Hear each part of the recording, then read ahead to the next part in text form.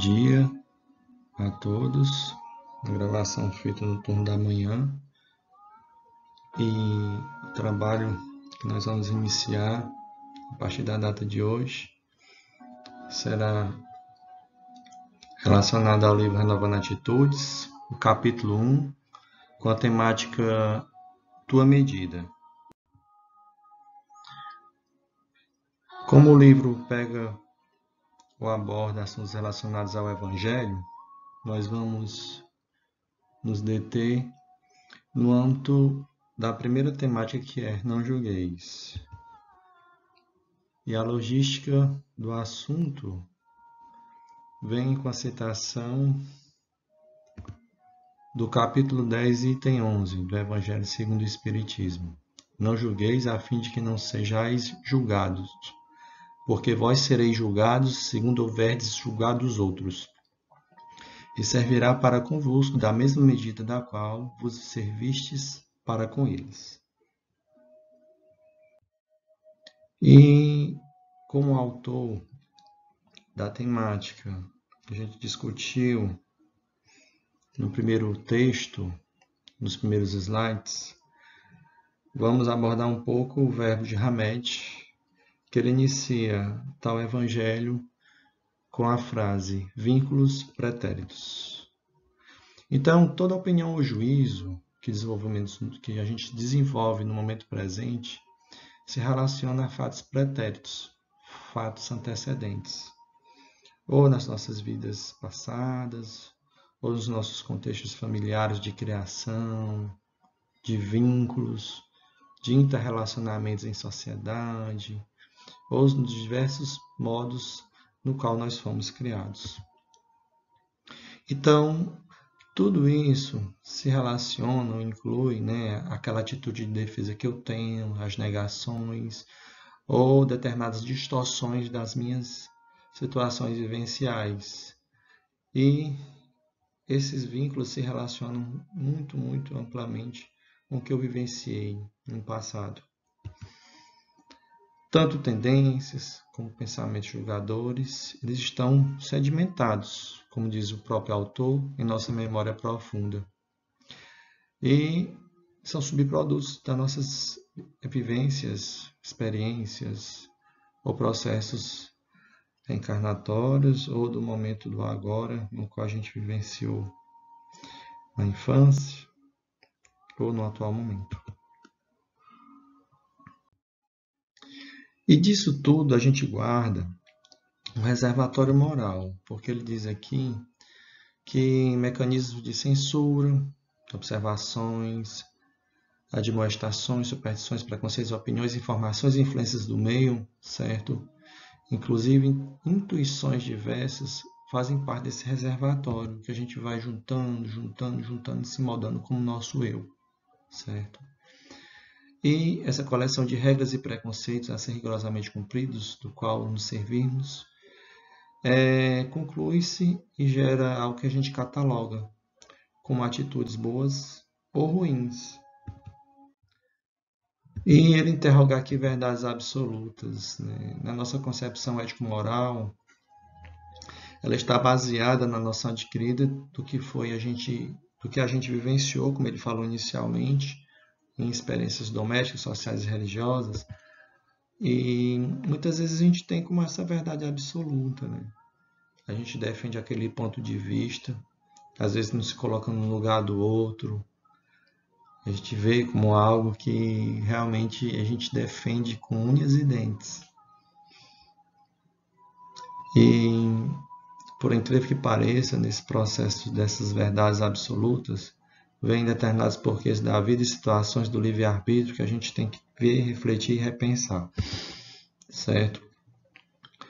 Porque nosso objetivo é defender e proteger nossos valores sagrados, nossas aquisições mais fortes e poderosas, que nos servem como forma de sustentação. Então, uma forma de minha pessoa ter um jeito de ser para me sustentar, defender meu ponto de vista, defender meu ponto partidário, defender a minha família em todos os sentidos, vem com uma forma de sustentação. Mas muitas vezes nas constelações familiares, situações que merecem ser remodificadas, merecem uma reflexão bem ampla mesmo.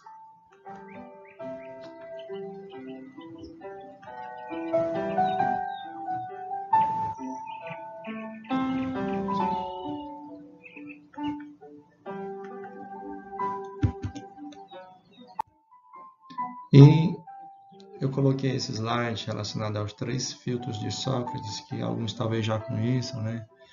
E quando alguém vir comentar algo sobre alguém que eu conheça, ou quando alguém nos procurar para comentar algo sobre alguém, no qual a gente tem esse vínculo, ou talvez até não, né? É importante fazer, ou colocar como ponto de partida esses 3 filtros. É verdade? O que você vai dizer sobre essa pessoa? O que é que tem de bom nisso que você vai falar? O que é que eu posso abonar? Ou o que você pode abonar, perdão. E a utilidade do assunto é útil para nós que estamos dialogando e para a comunidade este comentário. E se não for, é o ideal que a gente guarde, né? Não fale mal de ninguém. Todos os dias eu escuto. Todos os dias eu tento me controlar também para não agir dessa forma.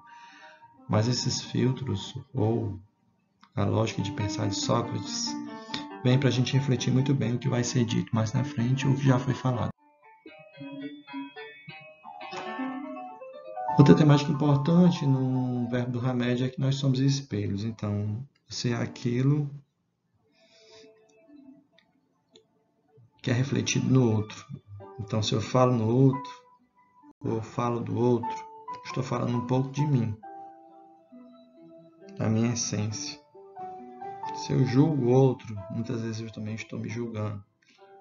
Mas pessoas, ou determinadas pessoas, têm dificuldade de entender isso, por aquela forma de sustentação, né? Defender até a última esperança.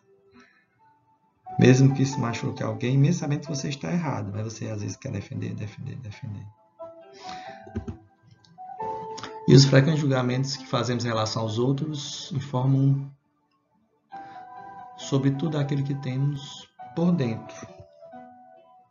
A forma e o material utilizados para sentenciar os outros residem dentro de nós. Então, muitas vezes, ou na maioria das vezes, ou sempre, dependendo da forma como você interpreta, certo?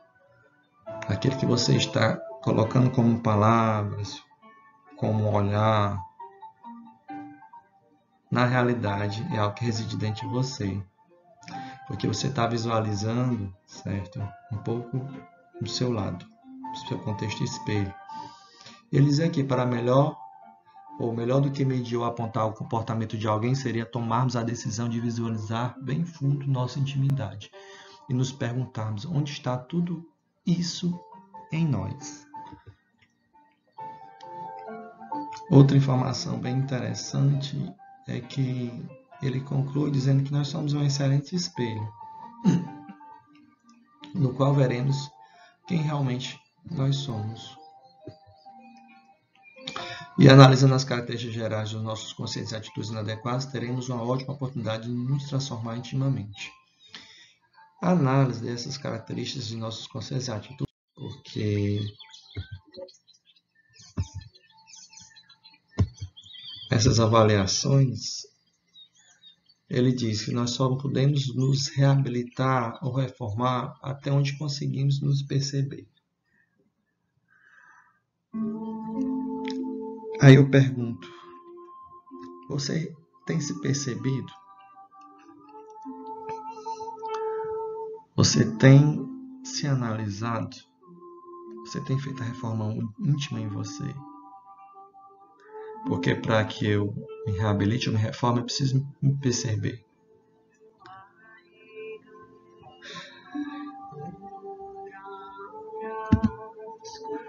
Aquilo que não está consciente em nós, dificilmente conseguiremos reparar ou modificar. Tenha consciência dos seus erros, de suas vulnerabilidades, dos seus acertos, dos seus desacertos, porque dessa forma que você vai, aos poucos, se entender e entender o outro. Quando não nos enxergamos, fica difícil enxergar o outro. E quando eu realmente me vejo como uma pessoa perfeita e o outro errado, aí complica mais ainda a minha situação. Porque nossos comportamentos perante os outros não são totalmente livres para que possamos fazer escolhas ou emitir opiniões. Nós também temos nossos erros, nós temos que assumir esses erros. Nós estamos amarrados a formas de avaliação estruturadas nos mecanismos de defesa. Então, tudo eu me defendo. Se o relacionamento não serve ou não serviu, o culpado é o outro, porque eu sou bom, o outro é ruim. Se o emprego não está sendo bom, é porque os funcionários no qual eu faço parte dessa equipe não prestam, só eu presto. O meu chefe é ruim, eu sou bom. Vamos analisar tudo isso, vamos refletir tudo isso, porque nós, às vezes, estamos cometendo, dentro do nosso eu, do nosso vínculo de vida, muitas vezes, sabe-se lá, um auto-engano. E o auto-julgamento, né? Hamed sempre pede que a gente se auto-julgue, né? A gente se analise, se perceba, porque não é tão fácil assim.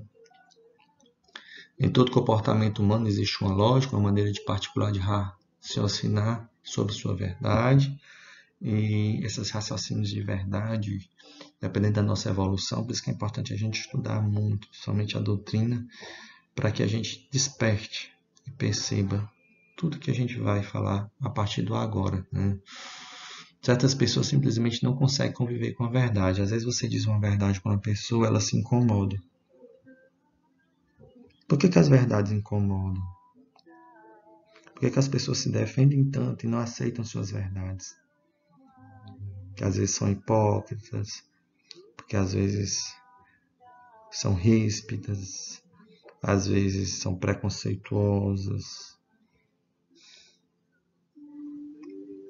A procrastinação de vida. Vá falar isso. Às vezes uma verdade dói tanto. E na vida somente é válido e possível o auto-julgamento. É importante que a gente sempre se auto-julgue, né? A gente se reflita, porque o preconceito, algo que é neurótico e psicótico no âmbito do outro, isso só nos prejudica, certo? Essa subjetividade, esse meu eu individualizado em que eu sou eu, o resto que, na linguagem bem cearense, né, o resto que se lasque. Hoje é muito isso que a gente vê e percebe até no trânsito, nas disputas da vida, nos vestibulares, nas brigas para conseguir uma melhor posição social. Vamos ver, avaliar e perceber, certo? E reavaliar nossas ideias retrógradas, porque o que nos coloca para baixo muitas vezes são isso, né? É como dizia minha avó: meu filho, nunca cresça para baixo como um rabo de cavalo. E a empatia, que Hamed sempre puxa também nos seus verbos, é se colocar no lugar do outro. Poxa, eu estou julgando o outro, nunca vamos colocar no lugar do outro. Às vezes ele está numa posição de dor e sofrimento diante de tantos julgamentos. Às vezes aquela pessoa durona, mas por trás de uma pessoa durona tem uma pessoa, às vezes, muito vulnerável e muito sofrida. E a empatia, certo, é algo que tem que ser bem colocado em nossas vidas. Ele diz aqui, julgar é uma ação diferente. Julgar uma ação é uma ação diferente de julgar a criatura. Eu posso julgar a prostituição, mas não posso julgar quem faz parte dessa prostituição, certo? Às vezes a pessoa se prostitui por necessidade. Vamos perceber a história de Maria de Madalena, né? O porquê que ela se prostituiu, certo? E julgar a prostituição é uma coisa, julgar quem age com tal profissão é outra. Para perceber tudo isso, a gente tem que estar bem evoluído, sabe, gente? Porque não é tão fácil. Não é tão fácil porque nós fazemos muitos julgamentos. Muitos. Até julgamentos partidários, né? Mas isso a gente vai deixar para falar só pessoalmente.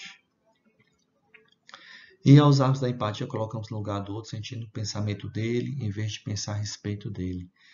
E essa energia você sente. Se você quiser, você sente, certo? Todo comportamento julgador estará, na realidade, estabelecendo não somente uma sentença, um veredicto, mas, ao mesmo tempo, um juízo de um valor, um peso, uma medida de como julgaremos a nós mesmos. Porque toda ação gera uma reação, certo? E é a lei de causa e efeito.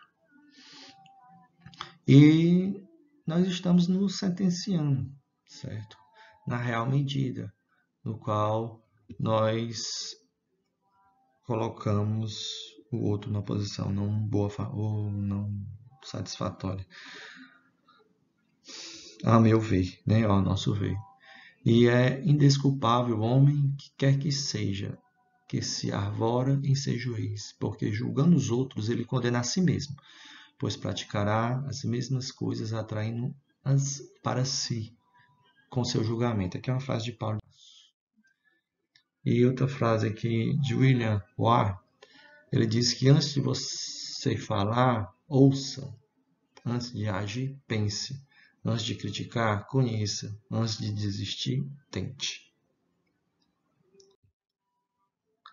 E os campos magnéticos, né? Somos campos magnéticos. O que a gente pensa, a gente atrai. O que a gente fala, também a gente atrai. Espíritos afins, energias afins. E vem, às vezes, ou sofrimento ou então prosperidade, dependendo dessas formas como a gente atua magneticamente, certo? E a gente sintoniza amorosamente. Ele diz aqui que nós atraímos tudo aqueles que irradiamos, então temos que ter cuidado, certo? Principalmente com a nossa forma de pensar, certo?